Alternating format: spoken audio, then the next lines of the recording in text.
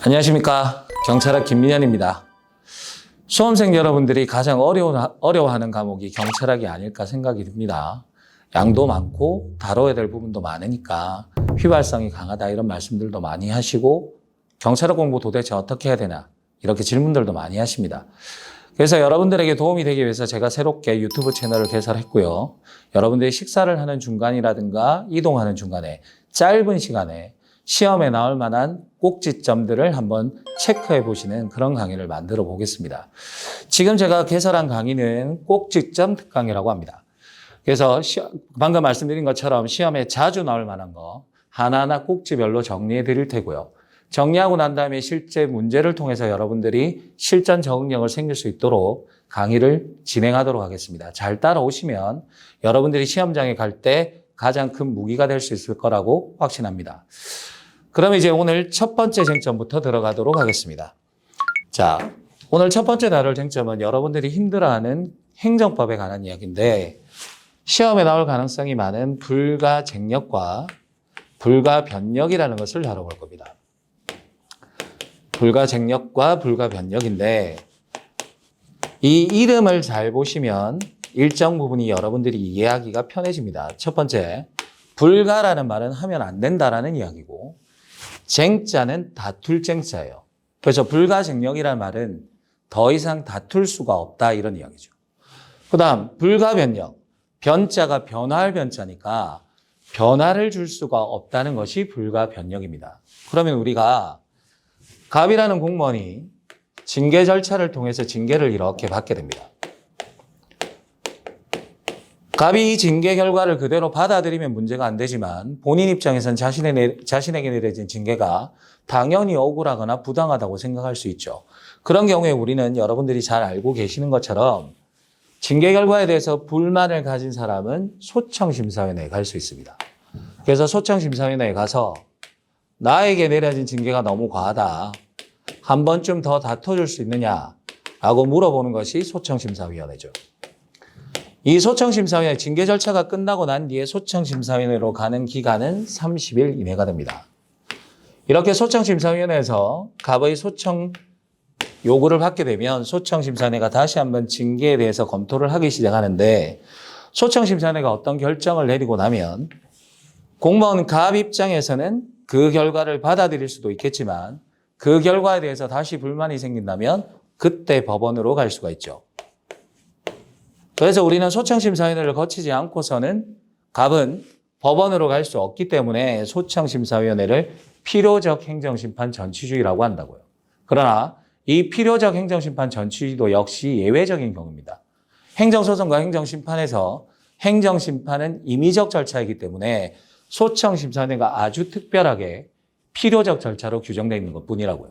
그러면 징계에 대해서 불만이 있는 사람이 소청심사위원회를 가고 소청심사위원회 결정이 마음에 들지 않으면 법원으로 가는데 법원으로 가서 소를 다툴 수 있는 기간은 90일 이내가 됩니다.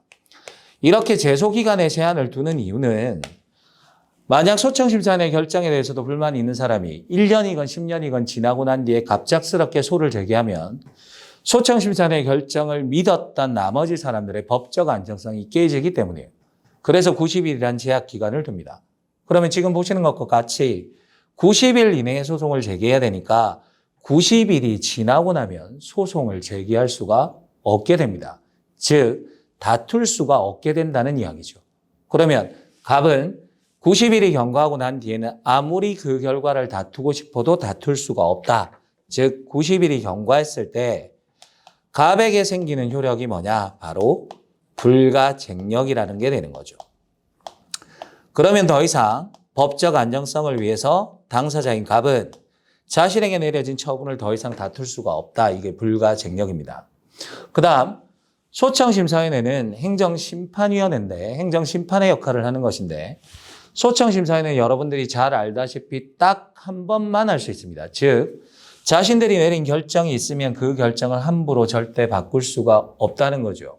즉 행정청에게 어떤 결론을 내리고 나서 발생하는 효력을 우리는 뭐라 그러냐면 다시는 바꿀 수가 없다. 불가변력이 되는 겁니다. 그래서 정리하면 불가쟁력은 당사자인 갑에게 발생하는 것이고 불가변력은 행정청인 소청심사위원회 또는 행정심판위원회에 발생하는 게 되는 거죠. 그러면 소청심사위원회가 어떤 결정을 내렸을 때 자신들은 바꿀 수 없으니까 불가 변력이 발생합니다. 그러나 당사자는 90일이 경과하지 않았다면 법원에 가서 소를 제기할 수 있죠. 즉 불가 변력이 발생했다고 해도 불가 쟁력이 생기는 건 아니라고요.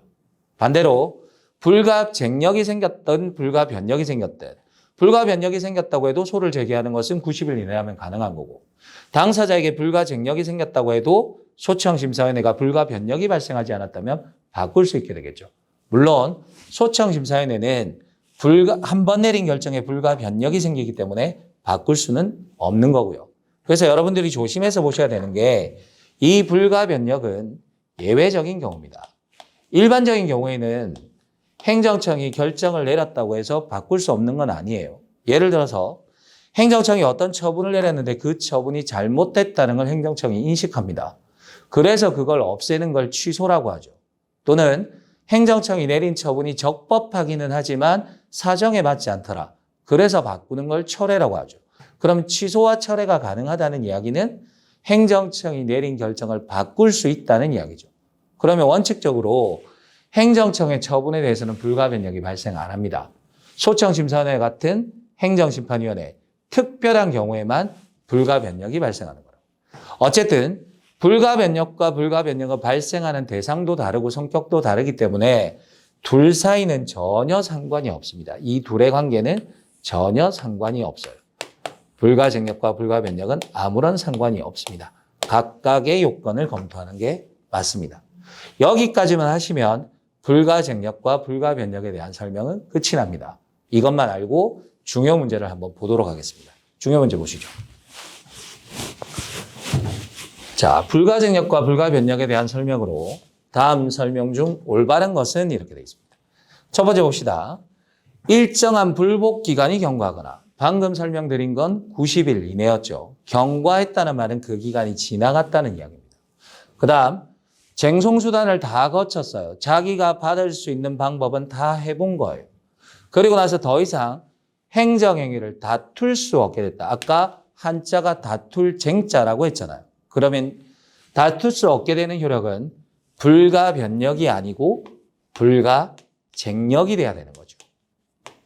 그래서 1번 지문은 틀린 지문이 됩니다. 행정법 어려워하지 마시고 천천히 이렇게 문구를 하나하나 파악한다는 느낌으로 접근하시면 경찰행정법은 크게 어렵지 않습니다. 두 번째 봅시다. 불가 변력이 있는 행정행위도, 즉 불가 변력이 발생했다는 것은 행정청이 더 이상 바꿀 수 없다는 이야기죠. 쟁송기간이 경과하기 전에는 아직까지 당사자 입장에서는 소송을 제기할 수 있는 기간이 남아있다는 이야기입니다. 쟁송을 제기하여 그 효력을 당연히 다툴 수 있게 되는 거니까 2번 지문이 맞는 지문이 되는 거죠. 됐죠? 그래서 불가쟁력과 불가변력은 서로 아무런 상관이 없습니다. 그 다음 3번 지문 한번 봅시다. 불가쟁력이 발생한 행정행위라면 불가쟁력은 행정청이 아닌 당사자에게 발생한 거라고 이야기를 했었고요. 행정청은 불가쟁력과는 아무런 관련이 없습니다.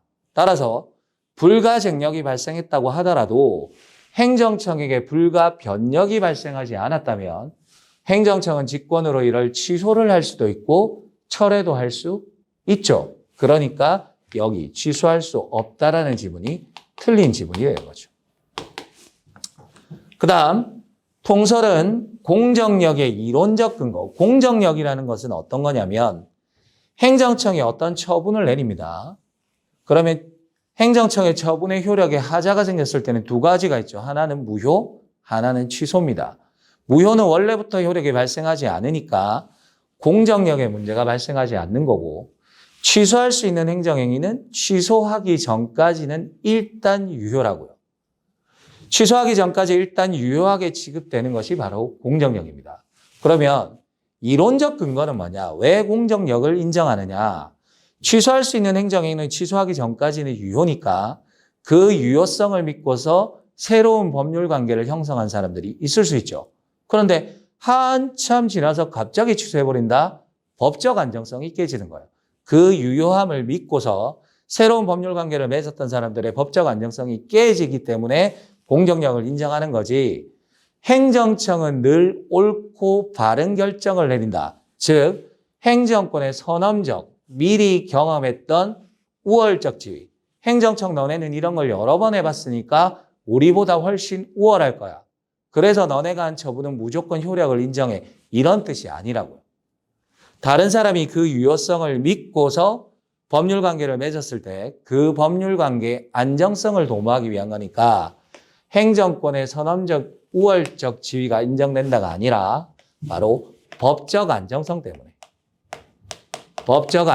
때문에 공정력이라는 것을 인정하게 되는 거죠. 그렇죠? 이렇게 하시면 행정법의 첫 번째 쟁점인 불가증력과 불가변력 그리고 4번 지문에서 등장했던 공정력까지 깔끔하게 정리되게 됩니다. 이 정도만 보시면 여러분들이 시험에 대비하는 데는 전혀 무리할 게 없습니다. 오늘 첫 번째 쟁점은 이걸로 마치도록 하고 다음 두 번째 시간에서 다시 만나 뵙겠습니다.